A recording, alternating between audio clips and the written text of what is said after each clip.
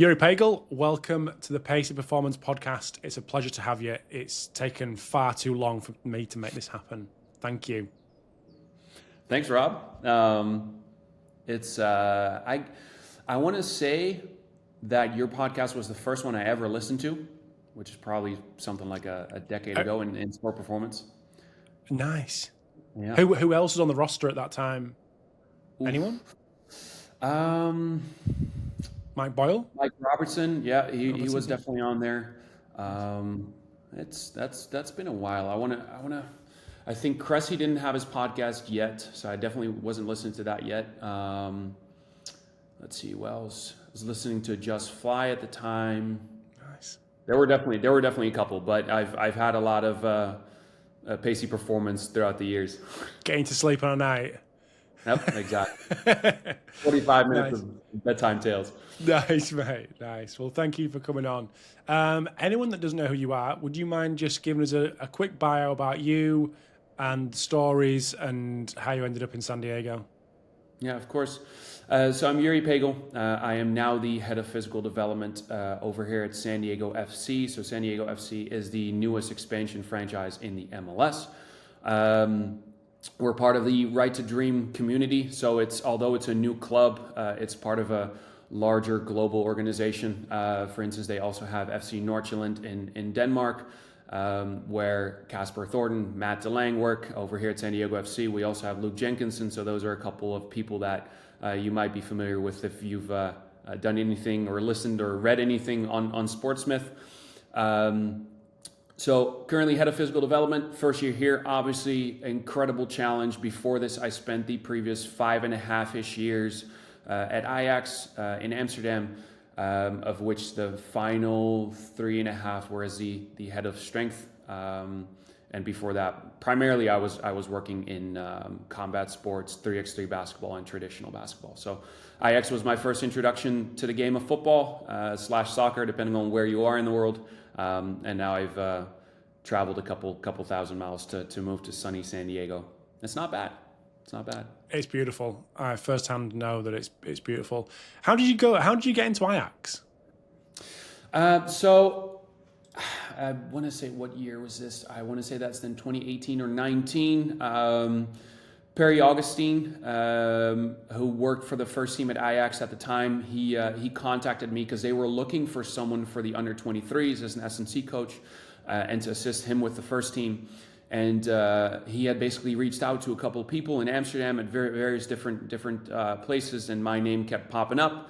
So he asked me, invited me over for a coffee, and there we are a couple of weeks later, and got a job offer to work there. The rest is history. What's been the biggest difference between working in a European football club and working in the MLS? Travel. Yeah. I'd say that's definitely the bigger one. The game is still the game. Obviously, we work within an organization that has a very detailed style of play. So we approach we're basically priding ourselves on being a football club in a soccer league. So it definitely has a very European feel to it within the organization. But the way that the MLS is structured, the time zones, the flights, the 3 to 5 hour flights, excluding all the travel to get to and from the airport, I'd say that's definitely a key difference between the MLS and between Europe. Obviously, the fact that the season gets played throughout the summer and some of the climate restrictions or climate what you run into, especially with heat throughout the summer, and we're only getting to that part now. So about what times you train, how you have to work around heat during match play, all those kind of things. It's obviously where in Europe we have the midsummer stoppage, so it's a little bit less of a constraint, but that's a pretty big factor here as well. So travel and climate would probably be my top ones. Is the calendar? Has it been confirmed about the calendar changing next year, or that is still? I believe so. Luke would know this a lot better than me, but I believe that it's going to be the year after. I think they postponed it, but I don't know. So it's not whether World that's Cup year. Okay. Official. Yeah, I'm pretty sure it's going to be the year after. Okay, interesting. Nice. Well, you kindly wrote an amazing article for Sportsmith a little while ago on training goalkeepers, which has been a very much underrepresented group when it comes to especially information out there about training and assessing goalkeepers. So you've kind of made a start of putting some amazing information out there about that. So I've used that article to kind of build out some discussion points and flesh that out a little bit. So I hope that's all right. So firstly, why do you think that is? Why do you think they've been underrepresented? I know there's only one can play versus the other 10, but why?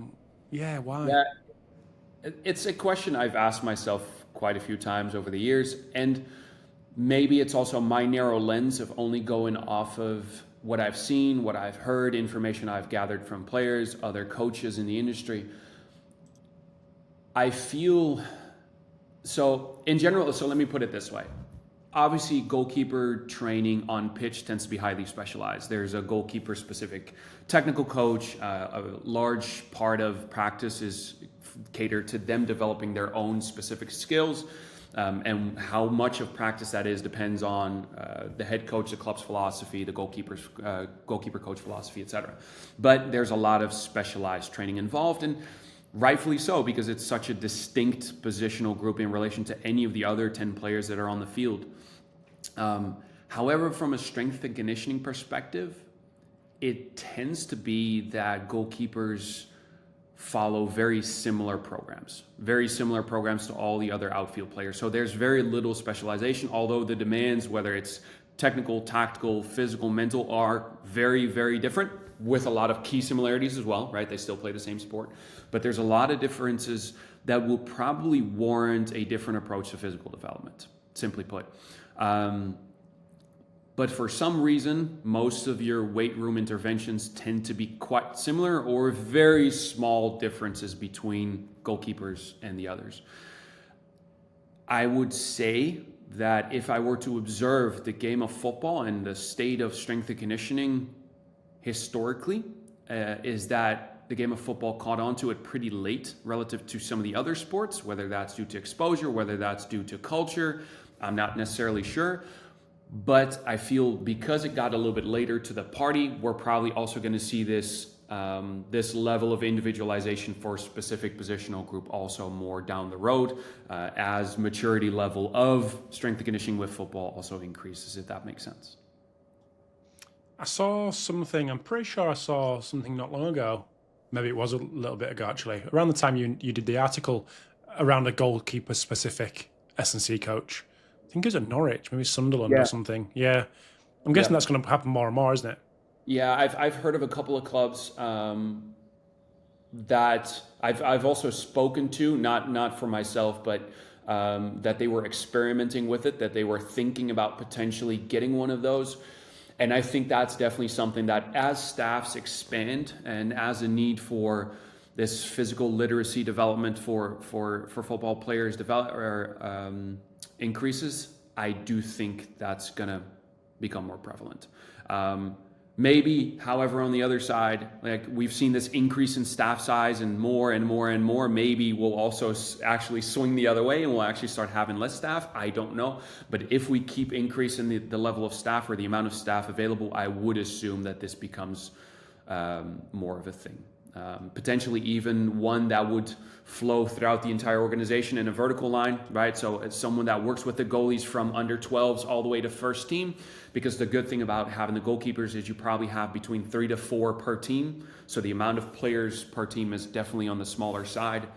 So you could have one coach dedicated to all goalkeepers throughout an organization. And that's something that I've heard of being played around with. But they're definitely in the early stages of that becoming or being a thing within the game of football. But it wouldn't surprise me if it gets bigger. 100%. Nice. Demands.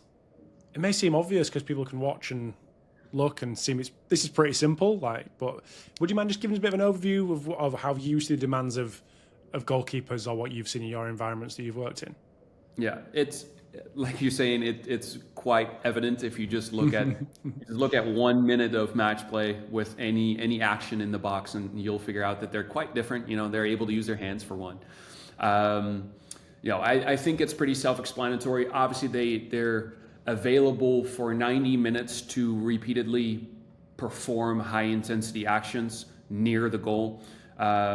Most of their tasks are revolved tactically in defending, or on offense. Offense being on the ball or positioning, and defensively being able to mitigate any chances on goal that the opposite opponent might have. So that could be your diving saves in front of the goal on the line. It could be stopping crosses, corners. It could be preventing passes into the box. These tasks, depending on the tactical scheme or style of play of the club and the head coach, obviously will determine how often they get executed, right? So how often times they have to actually stop a shot on goal, how often they have to play with the ball at their feet, all that kind of stuff. But in general, goalkeepers are required to perform extremely explosive actions relatively infrequently. So in that sense, they need to be ultra explosive athletes that are capable of repeatedly doing it over 90-minute span, but not necessarily repeatedly in a very dense period. And that's quite distinct, where the rest of the footballers obviously, or the outfield players obviously perform way more actions over a 90-minute span. So their frequency of actions, their density of actions is way higher. In the article, I think I spoke largely about, specifically for the demands of the goalkeepers, that we start addressing a little bit more their frontal plane movement demands. So the ability to move side to side, which obviously in stopping shots on goal becomes quite prevalent. If you look at the dimension of the goal, any male professional goalkeeper should be able to touch the crossbar standing, while the width of the goal is far greater. So you're much less likely to be unable to stop a ball that requires you to move vertically. You're much less likely to stop a ball that moves horizontally towards the sides of the goal, towards the corners. And so basically one of my key premises to that article is that we need to appreciate the lateral force production capacities of the goalkeeper a little bit more as a specialized task that maybe is a little bit less prevalent in some of the outfield players, and something that we need to really address in strength and conditioning practice. We'll get onto the testing and monitoring piece in a second, but last couple of years, especially, the goalkeeper, the expectation of goalkeeper and the style of goalkeeping is completely changing. Is that something that when you've been working with your goalkeepers, wherever you've been, that's changed how you do things, how you approach things? Because the technical ability of a goalkeeper compared to even like 10, 15 years ago is just unreal. Like these guys could play centre-back, like I'm pretty sure. Yeah, especially at youth levels, academy settings, I think that definitely becomes a long-term objective, is preparing them for those demands. It will probably also change how people scout and recruit certain types of athletes when they're young, certain types of players, to be able to be adequately prepared to be an additional center back higher up on the field. Yes, the global demands of football are changing. They're always ever evolving. It's probably a pendulum that'll swing to one side, swing backwards in a little bit of an unpredictable manner, although that's definitely not an expertise of mine. But I think it's also just largely dependent on your style of play and your tactical demands that the coach and the club puts on the roster, on the team. Working at Ajax, working at San Diego FC, it's very apparent what the style of play is, so you really know what to prepare the goalkeepers for. Regardless of what type of coach comes in, you kind of know what's going to be expected of them. So there's a lot of structure there. And so I would say that yes, the demands are changing, so we need to prepare for that probably from a long-term perspective, looking at youth athletes. But then short-term, it also really depends on what kind of club you're in, and then who their head coach is and what kind of tactical and game style of play demands they put on the goalkeepers themselves. So it's not necessarily only time, but it's also place on earth, person that determines the tactical flow of the match, etc. And a shot from 30 yards going in the top corner still needs to be saved by a goalkeeper, whether they're playing whatever tactics they're playing. Yeah, and I would say even so, when we look at these changes, whether it's via style of play, whatever it might be, I think so. The goalkeeper will need to perform the same tasks to some extent. They'll all strike / kick, they'll all have to perform lateral diving saves. They'll all have to displace themselves vertically to stop crosses and corners. They'll all have to be able to dribble, move without the ball. They need to be able to accelerate towards the edge of the box to stop any counters. They're skills that basically all goalkeepers will have to be able to perform. It's just the extent and the volume of which, and which of those gets more of an emphasis or demand on based on the style of play. That's where we really start to distinguish and differentiate. But again, they all need to be able to perform those couple tasks, and extremely well. Because if they don't, you have a pretty big problem because there's nobody behind them. Of course. So when it comes to the testing, obviously the increase in the use of force plates, looking at counter movement jumps, all vertical jump derivatives and variations, but obviously lateral jump capacity, like you said, mentioned there. What's the best way to test that? Yeah, so again, I think that lateral jump capacity is extremely important for goalkeepers. Simply put, if I want to displace myself to either side of the goal, I need to displace my center of mass by producing a given amount of lateral impulse. Now, the higher I also jump, so if I go for the upper corners, there's going to be a greater vertical impulse demand as well. But again, I am moving my body laterally, so there needs to be some kind of lateral impulse generation.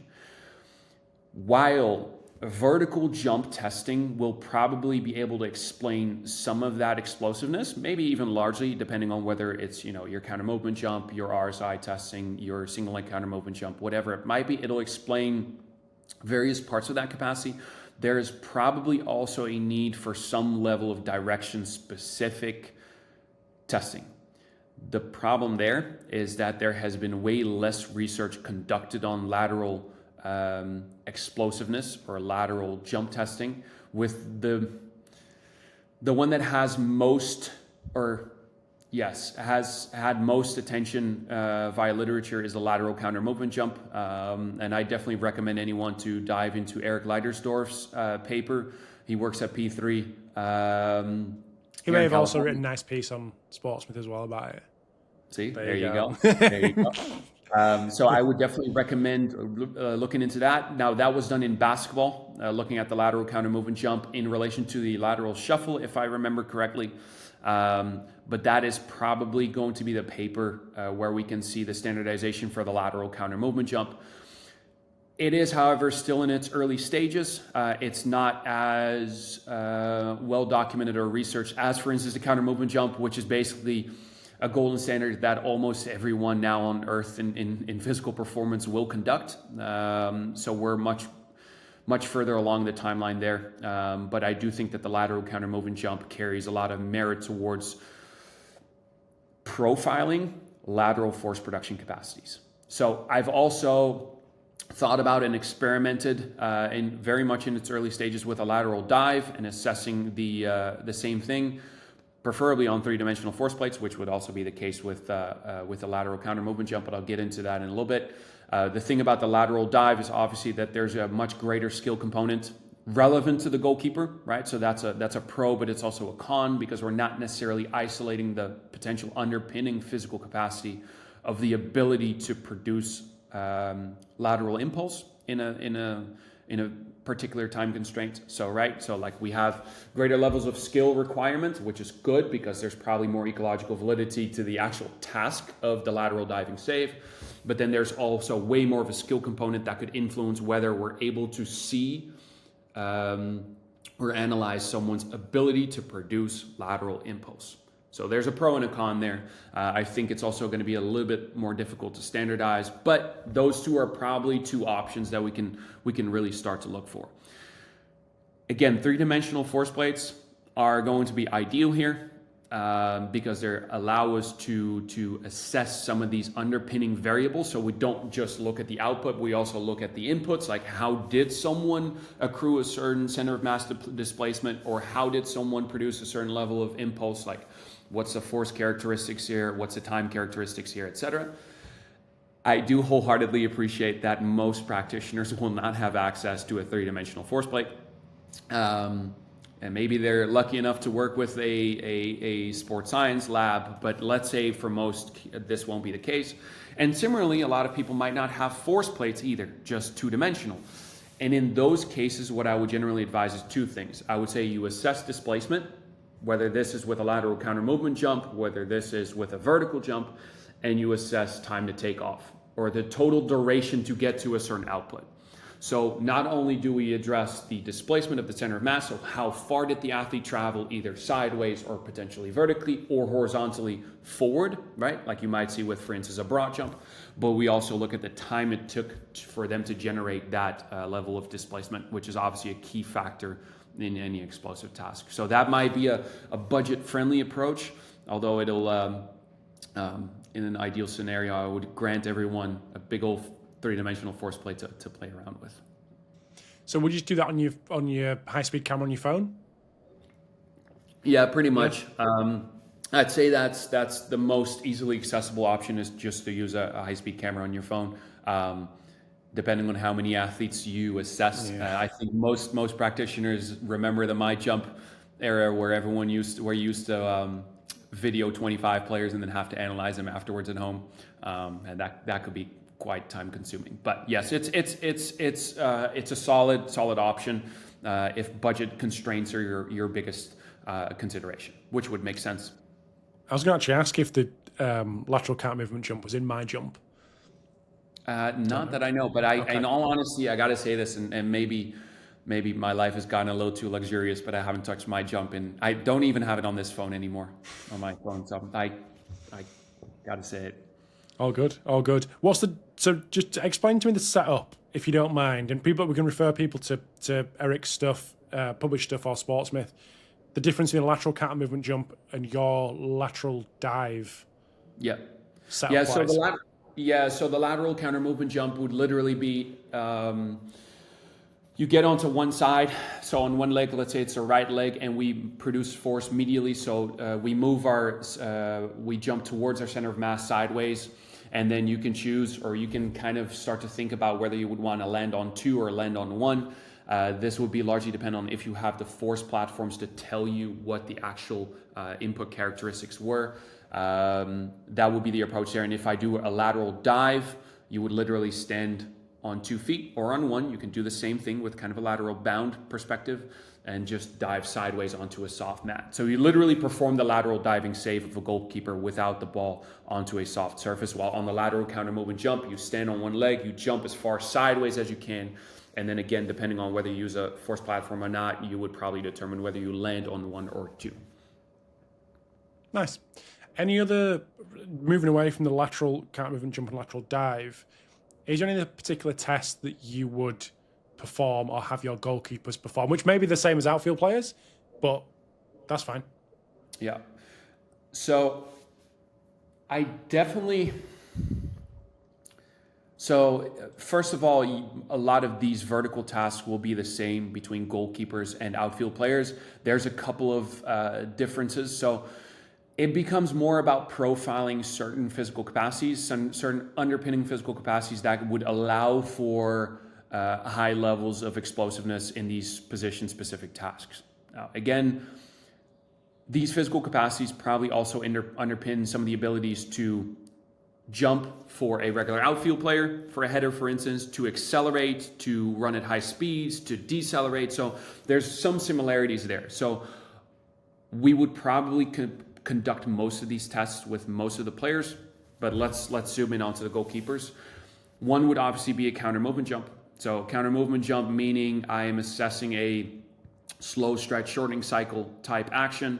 I would probably have a drop jump or a 10-5, so something that assesses that more fast stretch shortening cycle action, that landing to takeoff sequence, so the ability to redirect horizontal or vertical momentum. You could also do it horizontally if you were to do, for instance, a repeat of bounding or hopping for distance, but let's say it's for a drop or for a drop jump or for a 10-5.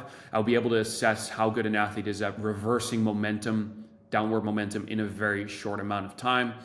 That would be another one. Then we would probably look at some form of a static jump to assess pure concentric explosive force production capacities. So the counter movement jump will have some level of eccentric involvement as well. Then the drop jump would largely address some form of elasticity, or the 10-5 would address some form of elasticity, so the ability to rebound in a very short amount of time. And then the static jump would assess pure concentric force production capacities, where obviously we could standardize, for instance, at a certain depth, so that we have the range of motion preset there. So the static jump could be one. The single leg counter movement jump potentially could actually have a pretty decent, could potentially explain quite a bit of the abilities in lateral diving as well, due to the unilateral demand as well as the time to take off. So it being a relatively slow type movement, pretty muscularly driven.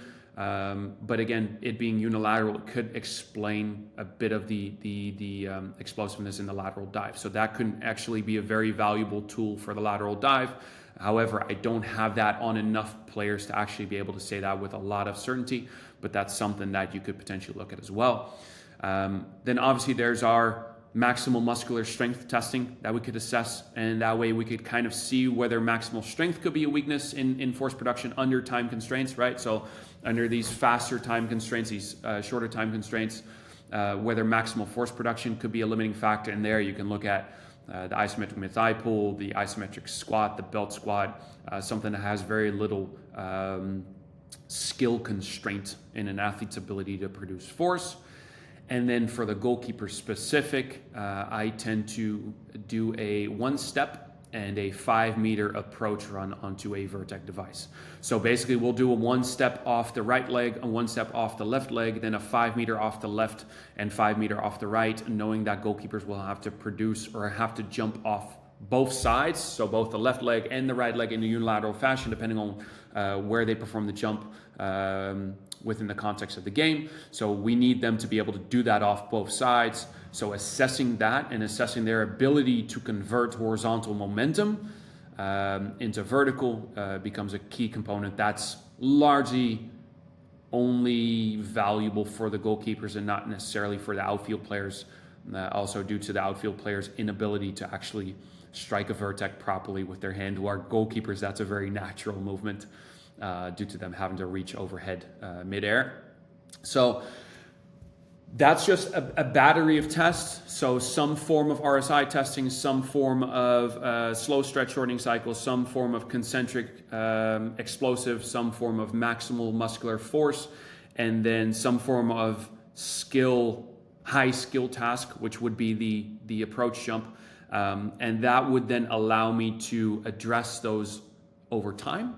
So how those develop over time and how an athlete is profiled in relation to their competitive level. So where they're at now or potentially their competitive level in the future. So their desired competitive level. So for instance, I might say comparing an under 23 or an under 19 goalkeeper that is a high potential, comparing them physical capacity wise to a first team goalkeeper, or what data set we have over multiple years of first team goalkeepers to be able to say whether we feel like one capacity might be a weakness or an actual strength, and where we need to spend our time on. So for instance, an athlete that might display low, slow stretch shortening cycle capacities in the counter movement jump, and us focusing more on short coupling type plyometrics in training, or someone that has poor RSI metrics and us focusing more on fast or short coupling type exercises, plyo type exercises. Potentially an athlete being incapable with their left leg to perform the approach jump due to technical constraints, and us working on the technical development of them moving off their left leg compared to their right. All those kind of things we'll be able to kind of zoom in a little bit more into detail if we have that kind of profiling bandwidth through those jump tests. So it's quite a few jump tests, and obviously which one you do and how many you do will depend on your time and your budget constraints.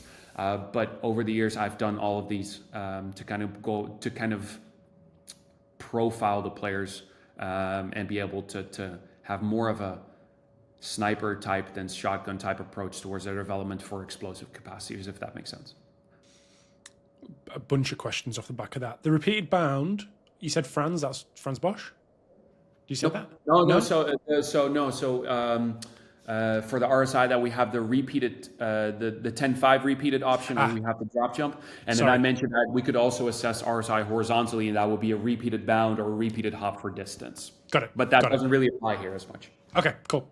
Do you do anything shoulder-wise, upper body-wise for goalkeepers? Yeah? Yeah, so testing, I have, testing-wise you mean, right? Yeah, testing. Sorry, yeah. We'll get into training in a second. So I have experimented with this with my former coworker at Ajax, Perry Augustine. We have experimented with this quite a bit for internal and external rotation. For instance, with the Veld force frame, and then we in 90-90, and then we also have performed multiple shoulder flexion, overhead shoulder flexion in various angles on force platforms. So obviously that depends on what kind of device you have available. The force platforms is obviously one that's going to be more, I would definitely say more people have the force platforms than they have the force frame. The force frame was definitely a nice alternative there, or not an alternative, nice addition to our shoulder specific testing. So internal rotation, external rotation, and then shoulder flexion were the ones that were most accessible for us. Got it. And one from a personal perspective that caused me a bunch of issues was takeoff, preferring a particular takeoff side, which I know I used to kind of manipulate where I was going for headers and things. Wasn't particularly favourable for me. How would you deal with that as an S&C coach, coaching them to obviously take off both sides depending on which side the corner's from or cross is from? Yeah. That's for sure a long-term athlete development perspective from a young age to expose them to quote-unquote high jump. So basically, in a sense, training them from a physical capacity perspective, similarly to what you would do with a high jumper, and do that off both sides. Because there's such a massive technical demand to jumping off one leg. And anyone that's done it and tried it off their preferred leg versus their non-preferred leg will quickly realize how difficult it is. It's almost merely impossible to have them equal out, right? There's going to be a preferred side, just like you do that with striking the ball, just like you do that with throwing a ball. But the closer we can get our non-dominant leg in capacities to our dominant leg, the better we're going to be positioned to make the right play within the right context of the game. Once we have assessed, or when I'm working with more mature goalkeepers, once I've assessed their abilities off 1 step and 5 meters off both sides, then I'm just going to, I video all of them in slow motion to assess their jump technique. And then from there, I will use certain technical drills within the weight room generally to help aid some of that development and skill. So whether that's working on their penultimate stride, whether that's working on their ability to have more speed into the penultimate stride and into their final foot contact, or their final foot contact, that's the kind of thing that I would generally be focusing on. So it's that micro dosage throughout the week of exposing them to technical skills for jumping. And due to my background in basketball, that's always something that I've spent a lot of time on developing, and something I feel pretty comfortable with and enjoy doing. So it's definitely something that I try to address. And again, it'll be very difficult to make their non-dominant side as close as possible to the dominant side.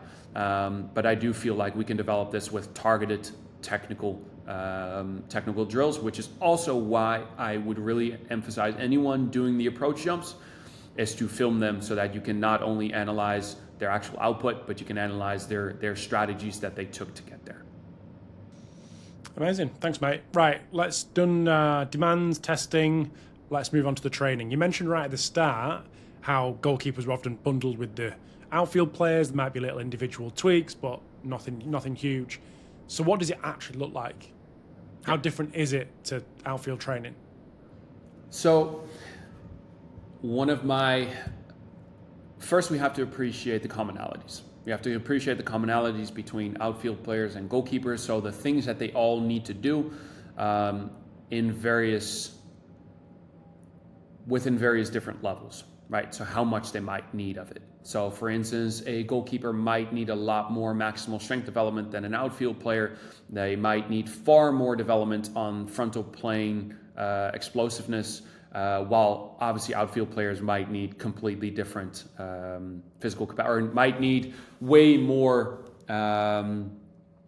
have way higher demand on certain other physical capacities. So first we need to appreciate what they actually all have to do before we can start to see how we individualize off the back of that.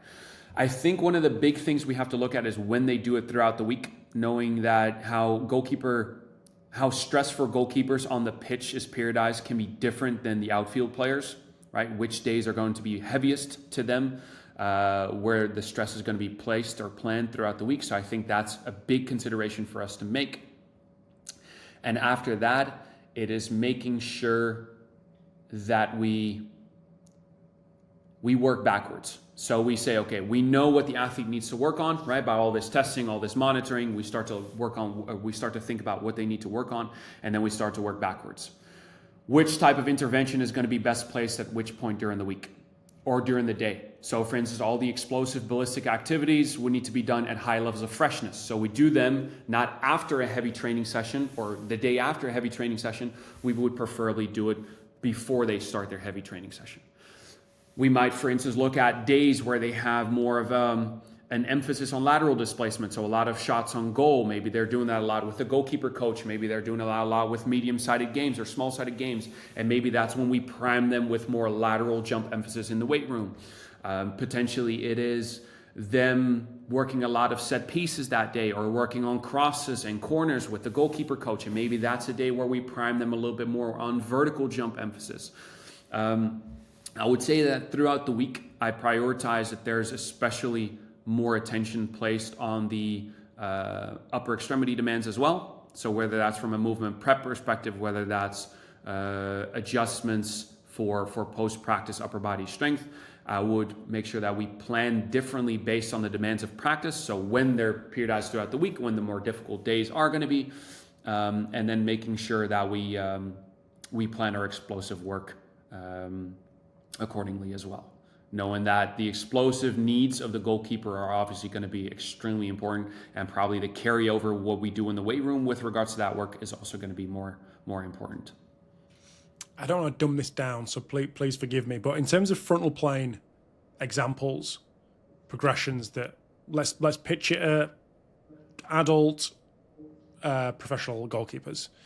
Yep. What would some exercise selection look like in terms of frontal plane strength? Yep. So the key point is that the athlete needs to be able to move off the inside edge of their foot towards their center of mass, and then also move away from their center of mass off the outside edge of the foot. So we need them to be able to move side to side in the ways that the ipsilateral and the contralateral leg would move on a lateral diving save, either towards the right and to the left. So we need to be capable off the left leg and the right leg to move both medially and laterally, so through or to the center of mass and away from the center of mass. This I would do within various different time constraints, so slower and faster. I would do it with various types of takeoff sequences. So for instance, jumping, where we have a 2-foot takeoff and a 2-foot landing, very large base of support, very high stability exercise.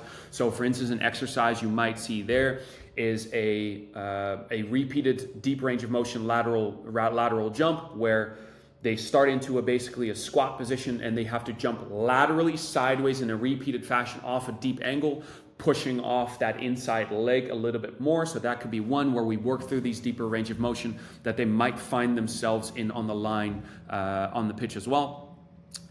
That could be an example of a lateral jump variation. We'll also do plenty of bounds. I would say that bounding is probably my number one here, which is where we move from a 1-foot takeoff into the opposite foot landing, and we do that sideways. So that's moving towards the center of mass, right? So if I move from my right leg towards my left, I'm moving towards my center of mass. And there are tons of variations we could do there. We could do repeated bounding. We can change the level of displacement on the ground, so our range of motion, so how deep we go. We can change time. We can add resistance there. We can do alternating between vertical to horizontal, moving sideways.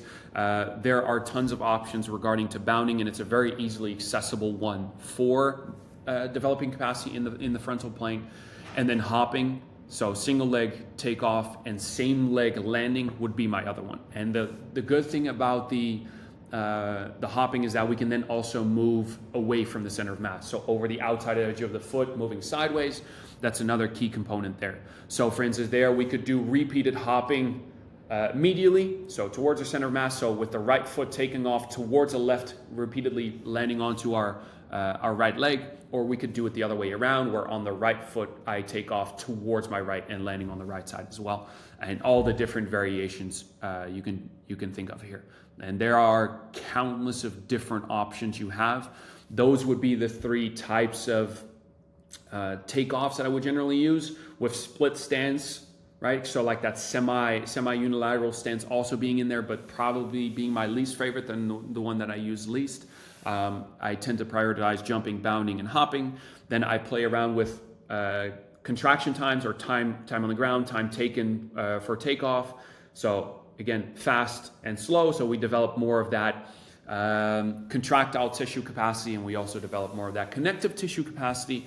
Then I would also look at ranges of motion. So we're able to express force in the frontal plane via or in shallow ranges of motion, as well as these deep ranges of motion. So that's another consideration there. And then all of those are packaged so that I'm never leaving anything out, and I am stressing them in accordance to what I believe is going to be most appropriate for them. So an athlete that might have poor RSI values might need to focus more on those short contact, shallow range of motion type drills, where someone that's a little bit less capable in slow coupling plyos, or for instance the counter movement jump, we might spend more time in deeper ranges of motion and longer contact times to target some of their physical capacity needs. And obviously that's a very oversimplified example, of course. The deep tier plyos, they're getting a lot of publicity, or a lot of pushing, like Matt McInnes-Watson obviously giving them a lot of airtime. What do you think they give you the other plyometrics don't? Yeah, I think so. The reason that my argumentation for why I use them in this case is to develop the ability to produce force at speed in deeper ranges of motion. And that is a capacity that is relevant for goalkeepers. They will find themselves in relatively deep angles and be able to express force out of those angles in very short time spans. To be able to accelerate your center of mass very rapidly out of those deep angles is a skill that I would say is valuable for the goalkeeper, and that's my argumentation for putting that in there. Nice. How are you going to develop? Last question, by the way, before I let you go, because I promised you an hour. It's over an hour and 7 for the faff that I called you at the start with asking you a bunch of questions. How's your practice going to develop for goalkeepers? What do you think is the next thing for you to push on, to explore, to experiment with, to push these guys? What would you like to improve on?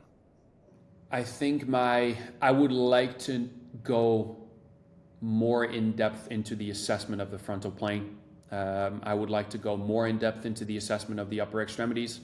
I have been interested in developing the throw and how we can assess their capacities there, and how we can develop that to become a tool in their toolbox to solve some of the sports their problems, to give them another solution, an offensive advantage. That's definitely something that I'm interested in personally. So it probably comes down to the ability to reliably assess those three facets of their game.